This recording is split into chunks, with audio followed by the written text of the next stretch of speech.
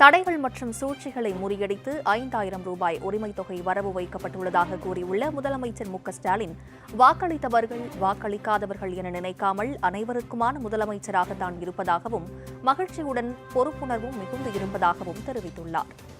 பல தடைகளை சூழ்ச்சிகளை முறியடிச்சு இன்னைக்கு காலையில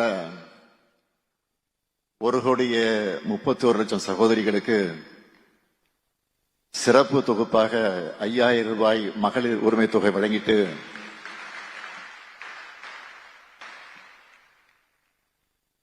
மிகுந்த மகிழ்ச்சியோடு மனநிறைவோடு இந்த நிகழ்ச்சிக்கு வந்திருக்கிறேன்.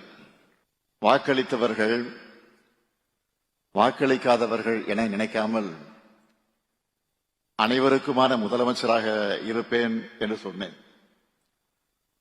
அனைவருக்குமான முதலமைச்சராகத்தான் இந்த 5 ஆண்டுகள் இருந்தேன்.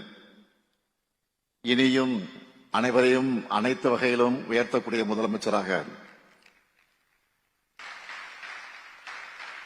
தமிழ்நாட்டை தொடர்ந்து நம்பர் 1 ஸ்டேட்டாக உயர்த்தக்கூடிய எண்ணத்தோடு அந்த பொறுப்புணர்வு எனக்கு கூடியிருக்கு.